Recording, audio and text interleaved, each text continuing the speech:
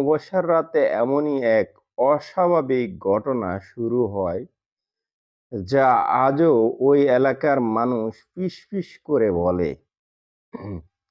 গ্রামের নাম ছিল চরকালি।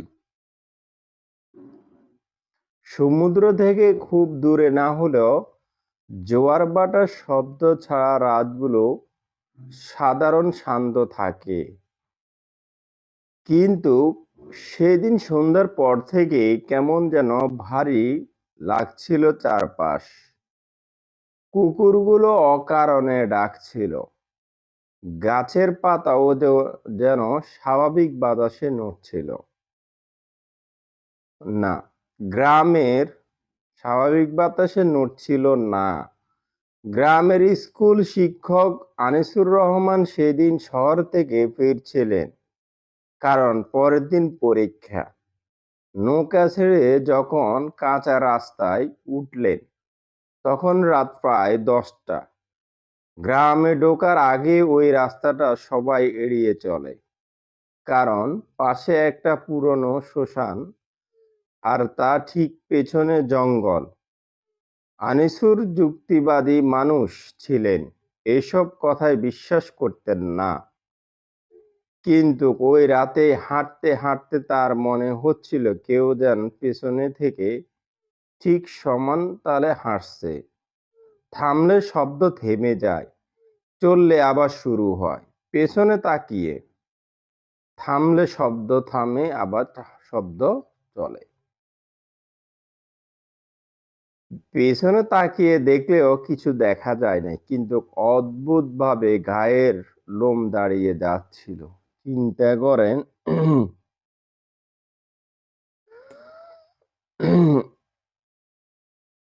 চাঁদপুরের ঘটনা এটা।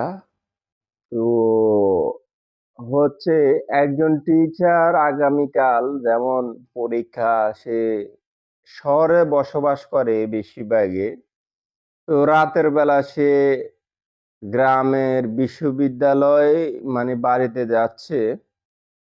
সকালে তার স্কুলে পরীক্ষা, এই জন্য সে যাচ্ছিল। কিন্তু সে বাস্তববাদী একজন মানুষ ছিল, খুব সাহসী ছিল। কিন্তু ঘটনা হচ্ছে, সে এগুলো বিশ্বাস করতো না।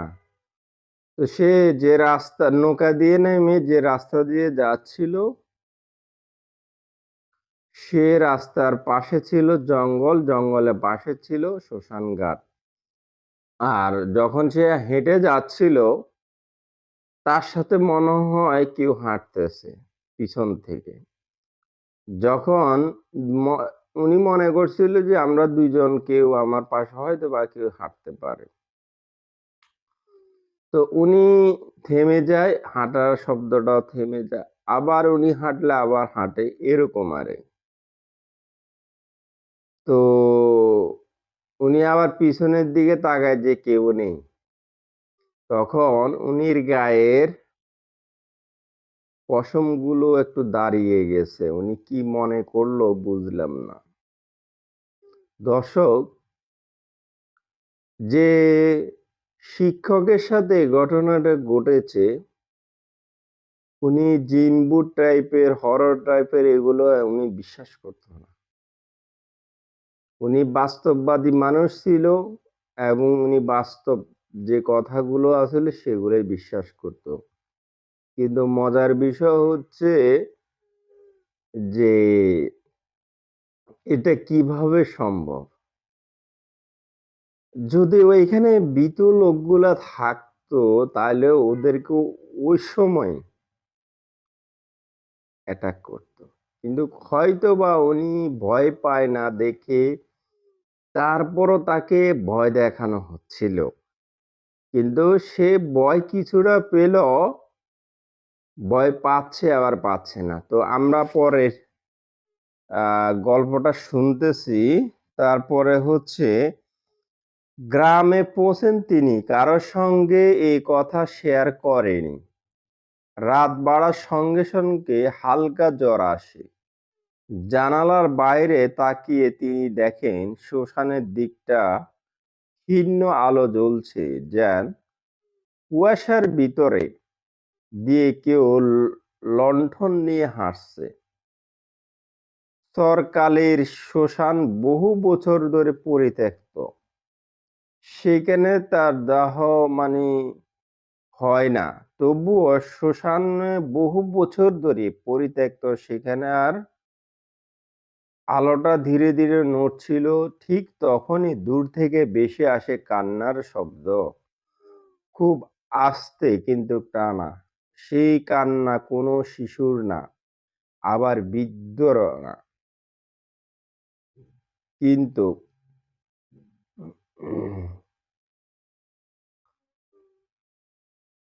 যেন মাঝামাঝি বয়সে কোনো নারীর।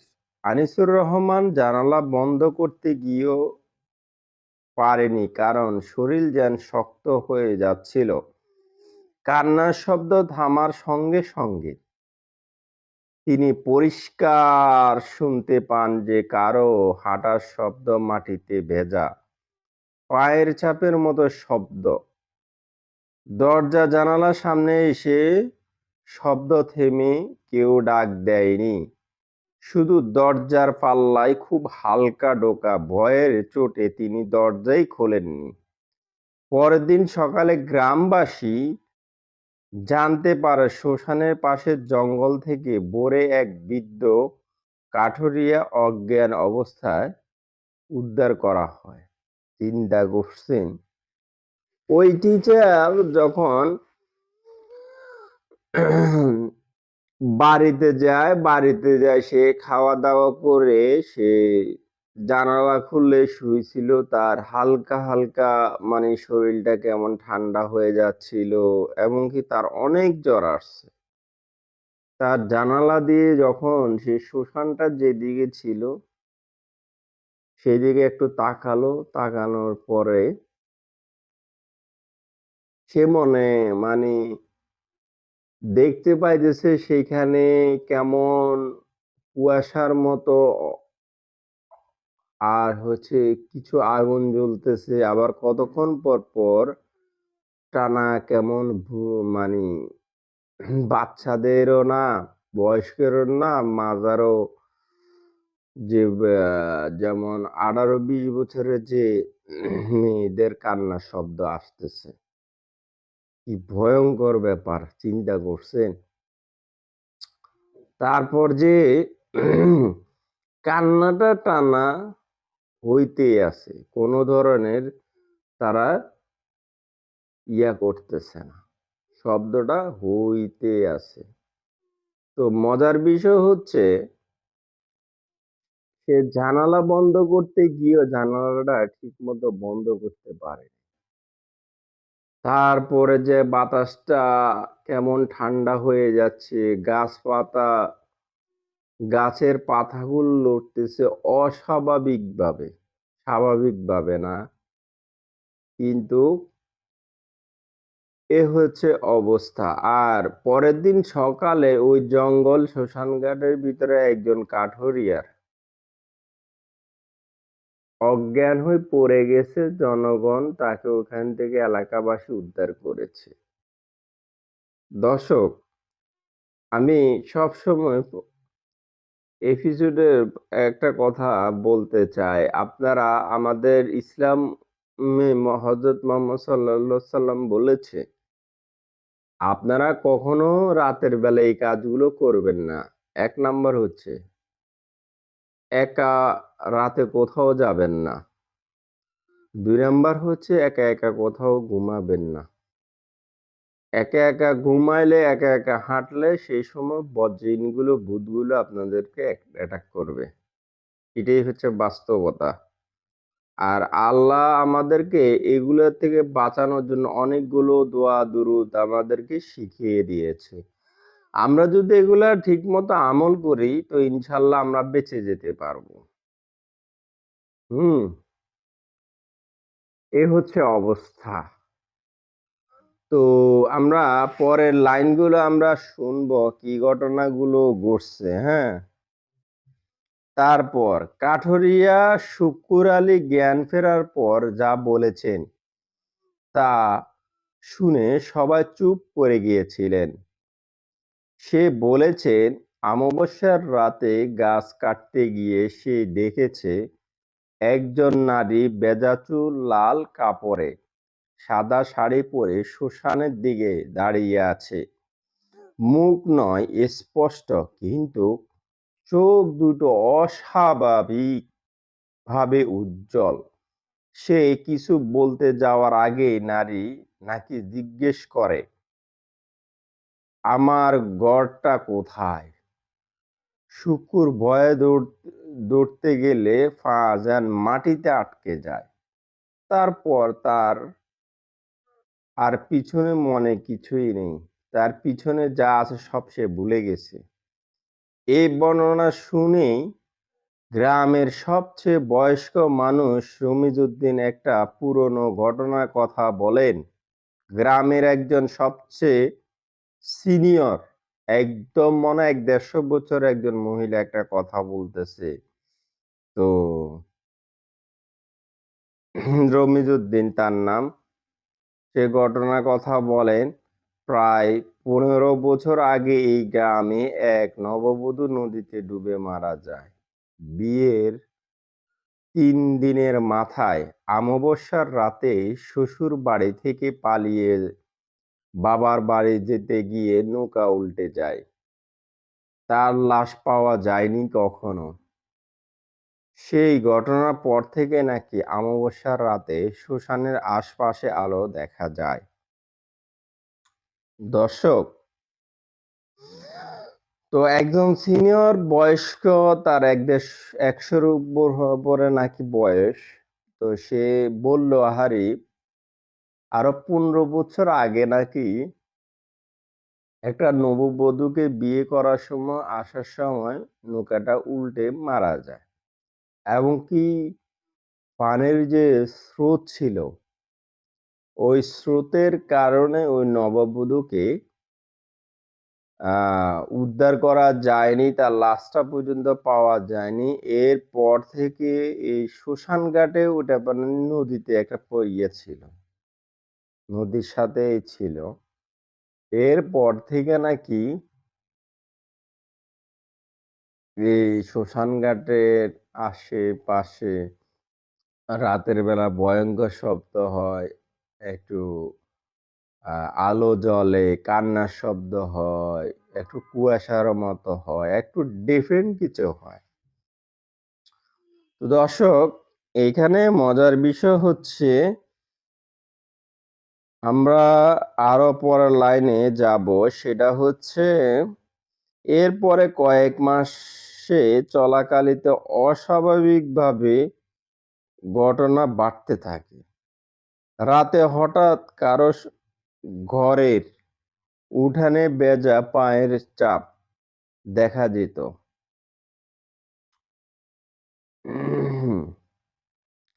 কিন্তু আশেপাশে পানি নেই। কারো দরজা মাঝরাতে টোকা পড়তো, খুললে কেউ থাকতো না। সবচেয়ে ভয়ঙ্কর ঘটনা ঘটে রমজানের এক রাতে। সেহরির সময় গ্রামের মসজিদের মাইক থেকে আজানের বদলে শোনা যায় নারীর কান্না। মাইক খুলে দেখা হলো কোনো সমস্যা পড়েনি।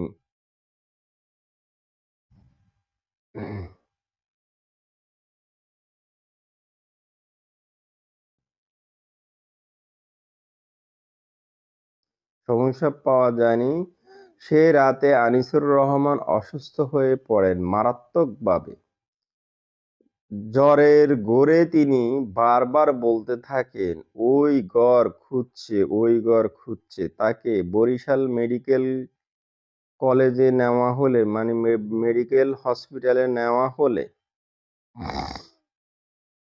সেখানে তিনি অসুস্থ হলেও গ্রামে আর ফেরেননি। যাওয়ার আগেই শুধু বলেছিলেন, চরকালিতে কিছু একটা আছে, যেটা এখনো নিজের শেষ ঠিকানা খুঁজে পায়নি। মানে উনি বরিশালে আর কখনোই মাস্টার যায়নি। উনি বলেছে চরকালিতে কোনো কিছু একটা আছে। তো আমি ওইখানে আর যাব না ভাই। তার অবস্থা এত খারাপ হয়ে গেছে যে সে বাঁচা মরার অবস্থা হয়ে গেছে। তো আমরা যারা এই ধরনের ঘটনাগুলো আর এইগুলো ঘটনাগুলো বেশিরভাগই হয়ে থাকে শ্মশানঘাটে, হয়তোবা খ্রিস্টানদের বা কবরগুলোতে এই ঘটনাগুলো এভেলেবেল হচ্ছে। তা আমরা যারা এই ধরনের কাজগুলো আমরা মানি বলে থাকি অথবা করে থাকি, আমাদের এই ব্যবস্থাগুলো হয়ে যায়। এই ঘটনাগুলো আপনারা অবশ্যই এনালাইসিস করে দেখবেন যে কার সাথে এই ঘটনাগুলো ঘটতেছে। দর্শক, মজার বিষয় হচ্ছে আমরা যারা এই ধরনের কাজ করি, আমরা এই ধরনের কাজগুলোর পাশে এখানে আমরা পরের লাইনটাতে আবার শুনবো। এরপর বহু বছর কেটে গেছে, চরকালি গ্রামের রাস্তা পাকা হয়েছে, বিদ্যুৎ এসেছে, মোবাইল টাওয়ার উঠেছে, কিন্তু আজও অমাবস্যার রাতে কেউ শ্মশানের পাশ দিয়ে যায় না। নতুন প্রজন্মে অনেকে এসব বিশ্বাস করে না, তবু রাত গভীর হলে তাদের চোখ চলে যায় ওই জঙ্গলের দিকে, কারণ আজও কোনো রাতে খুব ক্ষীণভাবে কুয়াশার ভেতরে দিয়ে একটুখানি আলো নড়তে দেখা যায়, আর শোনা যায় খুব দূর থেকে ভেসে আসা সেই একই প্রশ্ন, আমার ঘরটা কোথায়?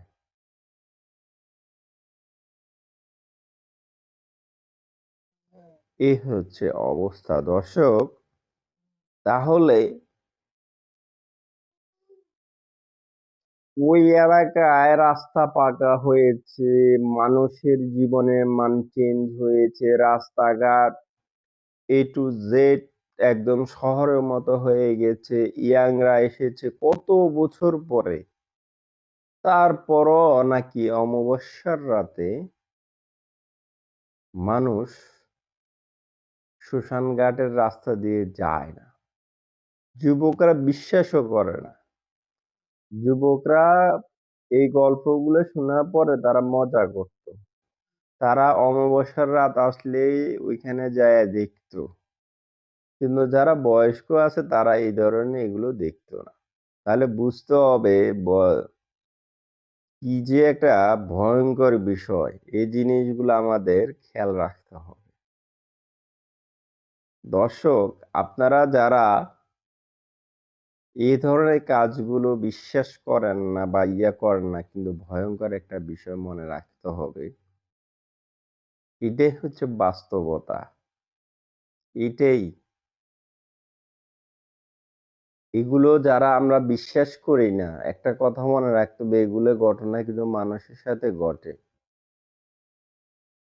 এই প্রশ্নটা ধীরে ধীরে চরকালি গ্রামের মানুষের স্বপ্নের ভিতরে ঢুকতে পড়তে শুরু করে। শুধু শ্মশানের আশেপাশের আলো দেখায় না, এখন অনেকে বলতেও ঘুমের মধ্যে তারা একটা ভেজা উঠান, খোলা দরজা আর নদীর গন্ধ পাচ্ছে। বিশেষ করে যাদের বাড়ি নদীর কাছাকাছি, তাদের ঘরে অদ্ভুত ঘটনা বাড়তেই থাকে। এক রাতে মাঝবয়সী জেলে কুদ্দুস মাঝি ঘুম থেকে উঠে দেখে তার ঘরের মাটিতে পানি জমে আছে, যেন কেউ নদী থেকে হেঁটে আসছে। অথচ বাহিরে কোনো বৃষ্টি নেই, জোয়ারও ওঠেনি। তার কোনো স্ত্রী তখন স্পষ্ট শুনতে পায় না। কেউ ঘরের কোণে বসে খুব আস্তে আস্তে কাঁদছে। আলো জ্বালাতে সব থেমে যায়, কিন্তু মাটিতে ভেজা পায়ের ছাপ থেকে ভোর পর্যন্ত ভোর পর্যন্ত। এটা মানে কেমন জানি, মানে বিষয়টা আমি আদৌ পর্যন্ত বুঝতে পারলাম না। যেমন আহ একজন কুদ্দুস মাঝি বলেছে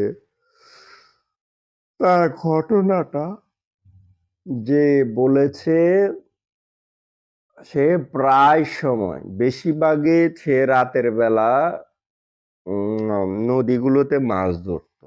এটা এখনো গ্রাম অঞ্চলে বা যারা মাছ ধরে বেশিরভাগে তারা ইয়েতে নদীতে থাকে মাছ ধরার জন্য।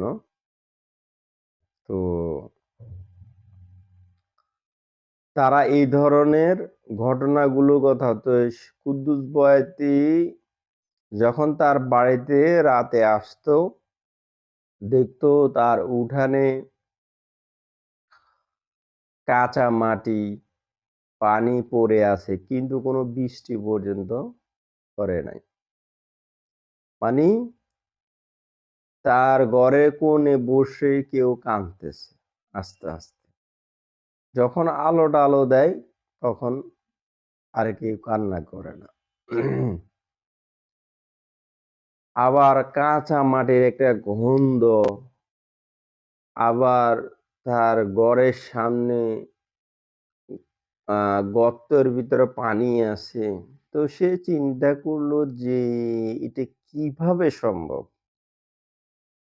বৃষ্টিও হয় নাই, কাদামাটিও হয় নাই, কেউ আবার পায়ের চিহ্ন পর্যন্ত আছে। তো এটা কিভাবে সম্ভব আমি বুঝতে পারলাম না। পরে বিষয়টা হচ্ছে যে অনেক দিন এরকম এনালাইসিস করে দেখেছে যে এটা কোনো কিছু রহস্য আছে, নইলে এরকম হচ্ছে কেন? তো অ্যানালাইসিস করার পরে দেখতে পেল যে এই ধরনের ঘটনাগুলো ঘটতেছে এভেলেবেল। তো দর্শক, যারা বেশিরভাগই গ্রাম অঞ্চলে রাতে মাছ ধরে তাদের সাহসটা একটু অন্যরকম থাকে। তো সে বলল যে আমি ভয় পাই নাই, কিন্তু এটা কেন হচ্ছে? তার স্ত্রী নাকি প্রায় সময় এরকম সমস্যার সম্মুখীন হতো। তো বিষয়টা আসলে কেমন লাগে আমি জানলাম না। তো খুবই খারাপ লাগার কথা, অস্বাভাবিক না, যে স্বাভাবিক হওয়ার কথা। তো এই ধরনের ঘটনাগুলো যদি আমাদের সাথে যদি হয়, আমরা যদি ধরেন যারা ভয় পাই তাদের স্ট্রোকের হারটা বেশি বেড়ে যাবে। কারণ এটা খুবই একটা ভয়ঙ্কর ব্যাপার। যেকোনো সময় একটা স্ট্রোক হয়ে মানুষ সে দুর্ঘটনা হয়ে দুনিয়া ছেড়েও চলে যেতে পারে। এই হচ্ছে বিষয়। আমরা যারা এই ধরনের কাজগুলো করি, এই বিষয়গুলো কাজটা করে থাকি, আমাদের বিষয় হচ্ছে আমরা অবশ্যই একটা জিনিস খেয়াল রাখতে হবে যে এই ঘটনাগুলো আমি এটি আরো আপনাদেরকে আরো বিশ্লেষণ করব যে বিষয়গুলো। হুম। এইসব ঘটনার পর গ্রামের এক ধরনের অদৃশ্য ভয় ছড়িয়ে পড়ে। কেউ মুখে স্বীকার না করলেও সবাই সন্ধ্যার পর দরজা বন্ধ করে রাখত।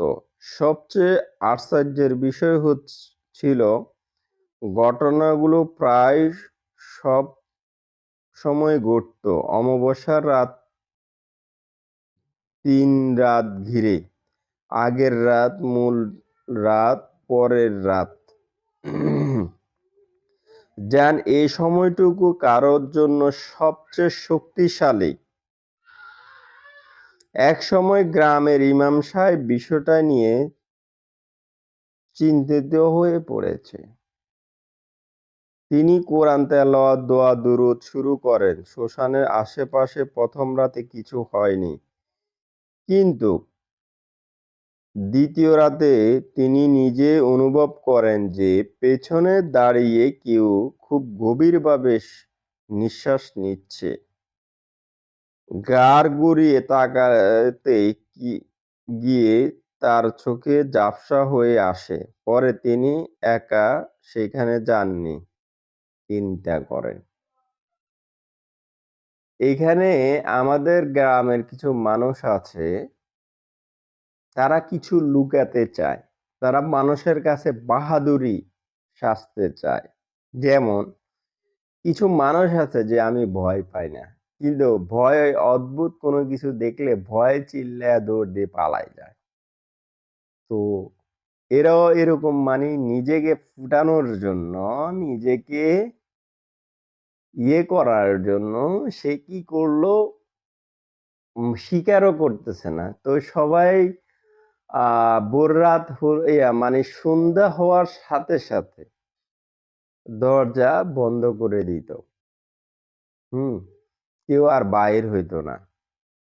কেউ কাউকে এই কথা বলতো না, স্বীকারও করতো না। যে মান সম্মান চলে যাবে, ছোট হয়ে যাবে, ভীত মনে করবে, এই ধরনের। তো এই ঘটনাগুলো অমাবস্যার আগের রাত, পরের রাত, তৃতীয় রাত এরকম ঘটনাগুলো যখন দিন দিন বেড়ে যাচ্ছে, প্রচন্ড বাড়তেছে, ওইখানের এলাকাবাসী প্রচন্ড হতাশ হয়ে গেছে। এর থেকে পরিত্রাণ কিভাবে পাওয়া যায়? কিন্তু কোনোভাবে তো পরিত্রাণ পাওয়া যাচ্ছে না। তারপরে এলাকাবাসীও চিন্তা করলো যে কি করলে কি করা যায়, কি করলে কি করা যায়। পরে এটা নিয়ে মসজিদের ইমাম পর্যন্ত যে রিসার্চ করা শুরু করলো যে এলাকাবাসী তো এভাবে শেষ হয়ে যাবে, এটা নিয়ে আমার একটা কিছু করা লাগবেই। এলাকাবাসীর জন্য পরে উনি ওই শ্মশান ঘাটের আশেপাশে দোয়া দুরুদ পড়ে ফুটো দিছে, পানি টানি ছিটাইছে। ওই দিন রাত কারো কিছু হয় নাই, কোনো কিছু ঘটনা ঘটে নাই। পরের দিন রাতেই কিন্তু ওই মসজিদের ইমাম সাহেব ওই শ্মশান দিয়ে হেঁটে যাচ্ছিল একা একা। কিন্তু তার থেকে মনে হচ্ছে যে তার সাথে কেউ হাঁটতেছে শব্দ করে করে। তো ইমাম সাহেব তো কোনোভাবে আল্লাহ বাঁচবে, কারণ সে অনেক প্রোটেকশন নেওয়া থাকে, দোয়া দরুদ। পরে সে দেখছে যে পিছনে তাকালে তার চোখটা ঝাপসা হয়ে যেত। তো ইমাম সাহেব বুঝতে পারছে যে কোনো কিছু ঘটনা একটা ঘটতে যাচ্ছে। তো এরপর থেকে আর ইমাম সাহেব কখনো একা বাইর হতো না। ইমাম সাহেব কিন্তু বুঝে ফেলছে এই জায়গাটা অনেক ভয়ঙ্কর, সবাইকে সাবধান করে দিয়েছে। তো আমরা আরো পরে ঘটনায় যাচ্ছি। গ্রামের বয়স্কদের মুখে তখন আরো পুরানো গল্প বেরিয়ে আসে, মানে আরো পুরানো কিছু হিস্টোরি চলে আসছে। জানা যায় যে নববধূ নদীতে ডুবে মারা গিয়েছিল। তার নাম ছিল রহিমা। বিয়ের পর থেকে সে নাকি এই গ্রামের মন বসাতে পারেনি। শ্বশুরবাড়ির মানুষজন তাকে ভালো ব্যবহার করত না। বিশেষ করে রাতে তাকে একা ঘরে ফেলে রাখত। ওই অমাবস্যার রাতে সে বাবার বাড়ি পালিয়ে যাওয়ার সিদ্ধান্ত নেয়। কিন্তু নদীটা তখন অস্বাভাবিকভাবে ফুলে উঠেছিল। কিন্তু নৌকা মাঝ নদীতে গিয়ে উল্টে যায়। গ্রামের লোকজন অনেক খুঁজেও লাশ পায়নি। কেউ কেউ বলতো লাশ না পাওয়া মানে আত্মা আটকে যাওয়া। দর্শক, যার সাথে যে এখন এলাকাতে যে ভূত মানে হরর যে ঘটনাগুলো ঘটাচ্ছে, সে কিন্তু একসময় ভালো ছিল। কিন্তু দুঃখের বিষয় হচ্ছে তার সাথে যে ঘটনাগুলো ঘটেছে তা অত্যন্ত দুঃখের বিষয়, কষ্টের বিষয়। একটা মানুষের সাথে মানুষ কিভাবে এ ধরনের আচরণ করেছে এবং কি ওই মহিলার নাম ছিল রহিমা। ওই মহিলা যখন আ বিয়ে হয়েছিল তার শ্বশুরবাড়িতে সে মন বসাতে পারেনি। শ্বশুরবাড়িরা সবসময় তার উপরে অত্যাচার, অন্যায় অত্যাচার করত। তো তাকে মারধর পর্যন্ত করত। কিন্তু তাকে মেরে আবার আলাদা রুমে রেখে দিত। তো এক অমাবস্যার রাতে সে চিন্তা করেছে সে আর এই শ্বশুরবাড়িতে থাকবে না। সে পালিয়ে নৌকায় করে তার বাপের বাড়ি চলে যাচ্ছিল। কিন্তু দুঃখের বিষয় নৌকাটা উল্টে সে এখানেই শেষ হয়ে যায়। তার লাশ খুঁজে পাওয়া যায় না, তাকে দাফন দিতে পারে না। এরপরে মানুষ মনে করছে যে তার আত্মাটা তো আমাদেরকে এবার ছাড়বে না। আর মজার বিষয় হচ্ছে ওই গ্রামের মানুষের উপরে তার খুব রাগান্বিত। তার উপরে এত অন্যায় অত্যাচার করছিল কিন্তু কেউ এটার বিচার করতো না। এরপর থেকে নাকি ওই এলাকার মানুষকে শায়েস্তা করতেছে। কিন্তু অন্য কোনো এলাকার মানুষকে নাকি এরকম শায়েস্তা করতো না। তাহলে ওই যে অন্যায় করেছে এইজন্য তার প্রতিশোধটা সে নেওয়ার জন্য এই কাজগুলো করতেছে। এই ধরনের কাজগুলো আপনারা কেউ করবেন না। যদি কারো সাথে করে থাকে কারো উপরে অন্যায়, অত্যাচার, জুলুম এই ধরনের কাজ করবেন না। এগুলা এড়িয়ে চলবেন। এগুলা এড়িয়ে চললে আমাদের জন্যই বেটার হবে। দেখুন, এই কাজগুলো করলে দুনিয়া আখেরাত সবই হারাবেন। এই কথাগুলো ছড়িয়ে পড়ার পর থেকে চরকালের মানুষ বুঝতে পারে যে আলো দেখা যায়, যে কান্না শোনা যায় সবই যেন এ রহিমাকে ঘিরে। কিন্তু বয়স সেখানেই শেষ নয়। কয়েক বছর পর গ্রামের এক কিশোর নিখোঁজ হয় অমাবস্যার রাতে। তাকে শেষ দেখা গিয়েছিল শ্মশানের আশেপাশের রাস্তার দিকে যেতে। তিনি ৩ দিন পর তার জুতো পাওয়া যায় নদীর ধারে। ভেতরে পানি ভর্তি ছেলেটাকে আর কখনো পাওয়া যায়নি। তখন গ্রামে সন্দেহ হয় তা থাকে না কিছু একটা সত্য আছে। কিছু বছর পরে এইখানে রহিমাকে ঘিরে এক ধরনের ঘটনা ঘটেছে। কিন্তু কিছু বছর পর একটা দুর্ঘটনা ঘটেছে সেটা হচ্ছে যে একটা লোক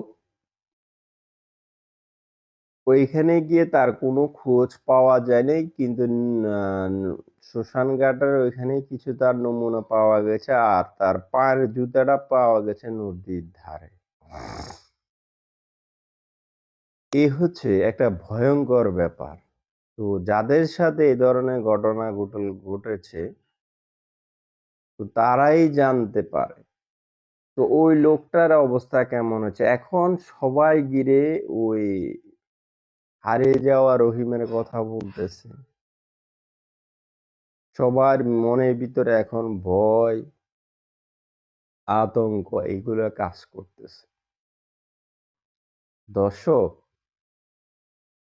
এই কাজগুলো ঘটতো না যদি সত্যিকারে মানুষের ভিতরে যদি এই ধরনের কাজ হয়ে থাকে, হ্যাঁ? এই ধরনের কাজটা হয়ে থাকে। কেউ এই ধরনের কাজগুলো করবেন না। অন্যায় করবেন না। চুপ থাকুন। কারো সাথে কথা বলবেন না। এ ধরনের কাজগুলো করবেন না। অন্যায় অবিচার করবেন না। দেখুন, যারা তার সাথে অন্যায় অবিচার করেছে সে ফ্যামিলিগুকে লইকে সে শায়েস্তা করতেছে। কিন্তু নিরীহ সাধারণ মানুষকে কেউ করতেছে না।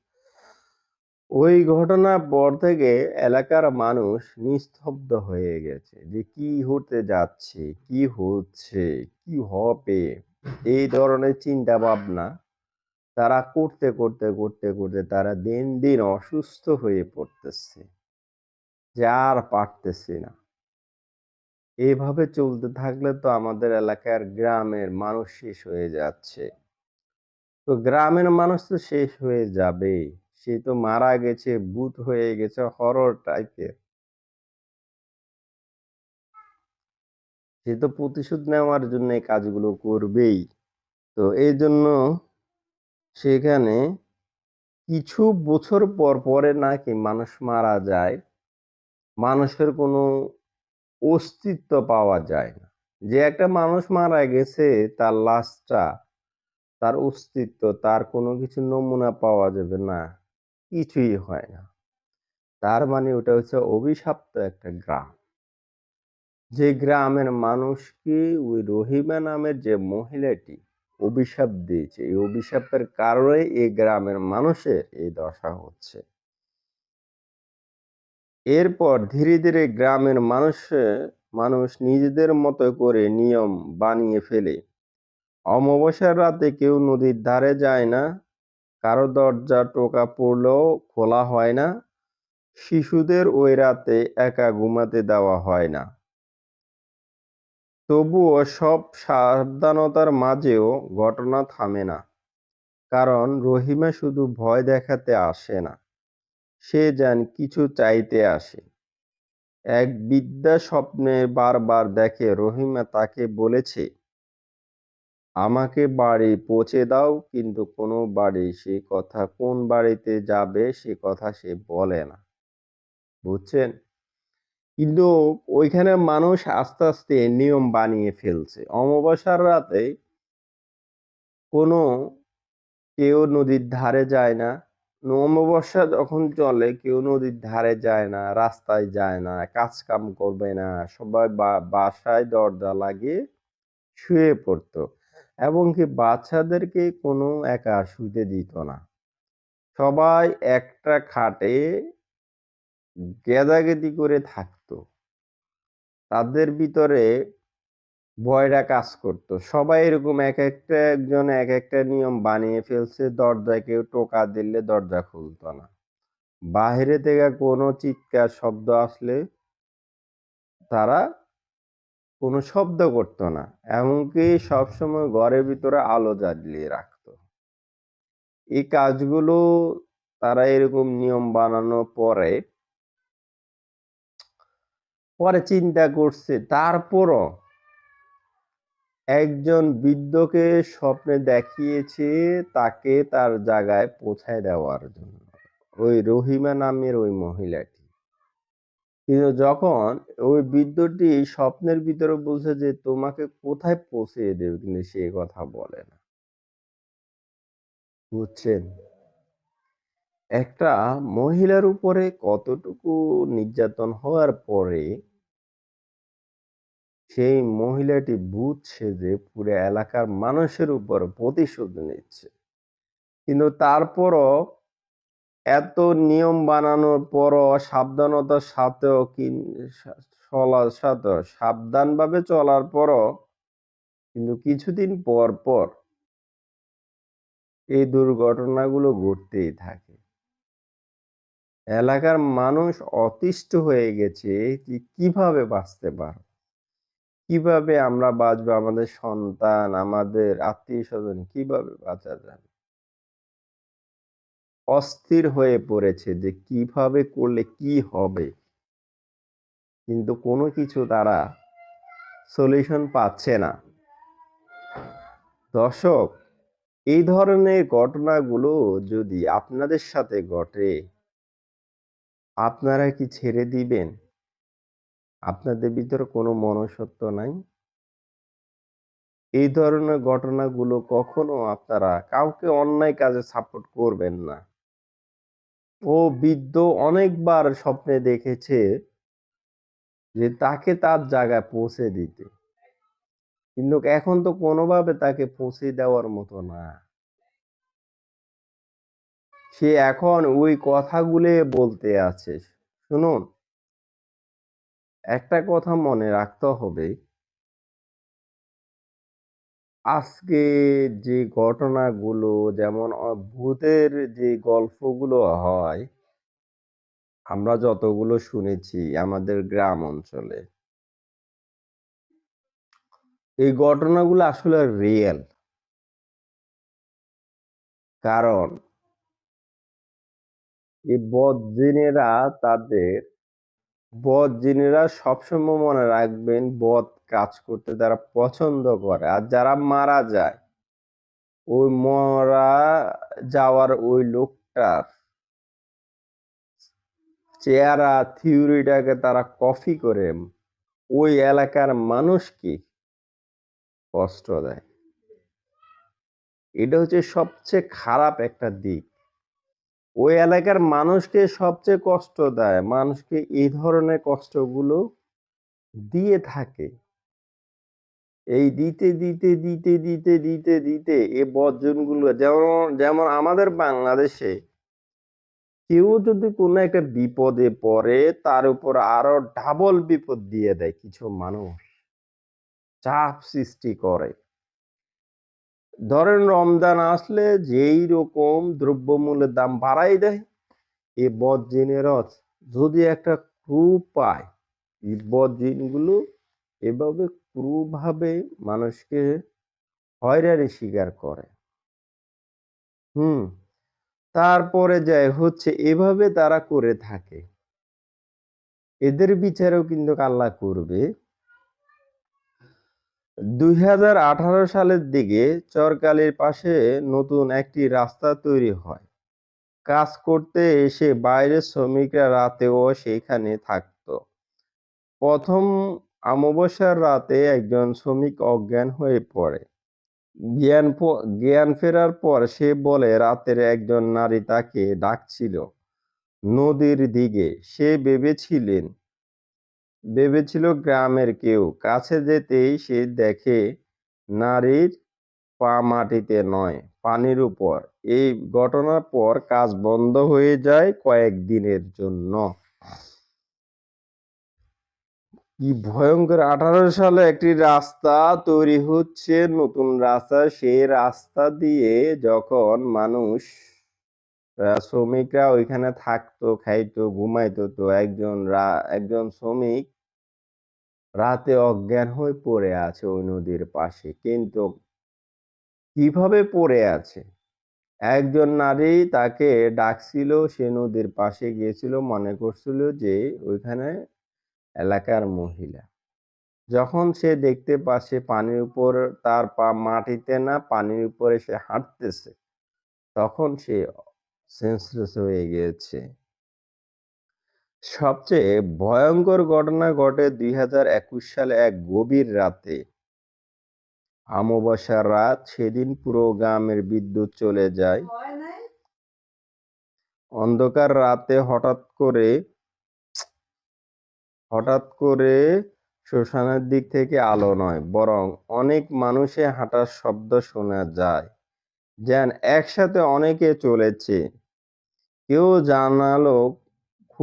জানালা খুলে তাকালে সাহস পায়নি। পরের দিন যেভাবে ভোরে দেখা যায় শ্মশানের পুরনো কবরগুলো মাটিতে নড়ে, যেন কেউ খুঁজছে, কিন্তু কোনো শব্দ নেই, কিন্তু চিহ্ন নেই। এরপর থেকে চরকালি গ্রামের আশেপাশের নামে সবচেয়ে এলাকা ছড়িয়ে পড়ে। কেউ এইসব কুসংস্কার বলে উড়িয়ে দেয়, আবার কেউ রাত নামলে এই জায়গা এড়িয়ে চলে। আশ্চর্যের বিষয়, গ্রামের বাইরে চলে যাওয়া অনেক মানুষগুলো শহর থেকে অমাবস্যার রাতে তারা নদীর গন্ধ পায়, ভেজা শাড়ি শব্দ শুনতে পায়, আর ঘুম ভেঙে যায় সেই একই প্রশ্ন, আমার ঘরটা কোথায়? এই গল্প আজও শেষ হয়নি, কারণ প্রতি বছর অমাবস্যার রাত আসে, আর চরকালিতে এখনো কেউ নিশ্চিত করে বলতে পারে না রহিমা কি তার ঘর খুঁজে পেয়েছে নাকি সে এখনো পথে পথে বসে আছে এই ঘরের জন্য, যাওয়ার জন্য। দর্শক, হ্যাঁ, এগুলো কল্পনা না, এটা আমাদের বাংলাদেশে চাঁদপুরে এই ঘটনাগুলো ঘটেছে। তো আপনারা যারা এই ধরনের ঘটনাগুলো আপনারা পছন্দ করে থাকেন, শুনতে পছন্দ করেন, এই ঘটনাগুলো আপনারা শুনবেন। অনেক অভিজ্ঞতা আপনাদের অর্জন হবে। এই হরর টাইপের এই গল্পগুলো আমরা অনেক সময় মনে করি এগুলো বানানো, আমাদেরকে অনেকে কমেন্ট করে থাকে। আসলে এগুলা বাস্তব ভিত্তিক ভিডিও আপনাদের জন্য আমরা তৈরি করে থাকি। এগুলো বাস্তবতা। তো আপনারা যদি হরর টাইপের এই গল্পগুলো আপনারা শুনতে পছন্দ করেন, অবশ্যই আপনারা ভিডিওটি লাইক করে দিবেন, শেয়ার করে দিবেন। শেয়ার করে দিয়ে বন্ধুদের কাছে যান। দর্শক,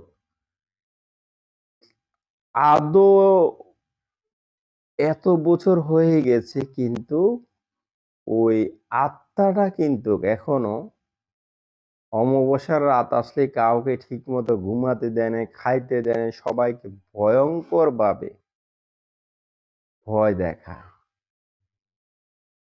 এই জন্য আমরা যারা এই ধরনের কাজগুলো করে থাকি, আমাদের এই বিষয়গুলো খেয়াল রাখতে হবে আমরা কি কাজ করতেছি। যদি আমরা খেয়াল করে দেখি আমরা সব সময় ভালোর সাথে আছি, আমরা কারোর উপর অন্যায় অত্যাচার করব না, দেখবেন তাহলে আমাদের উপর এই ধরনের বিপদগুলা আসবো না। আর সবচেয়ে একটা কথা মনে রাখতে হবে, জন্ম যেদিন হয়েছে মৃত্যু সেদিন হবে। এটা নিয়ে আমরা সাহসিকতার সাথে আমরা সামনের দিকগুলো এড়িয়ে আগাব, কিন্তু ভয় পাবেন না আল্লাহ ছাড়া। এই ধরনের ভূতগুলো কখনো আপনার ক্ষতি করতে পারবে না যদি আপনি ভয় না পান।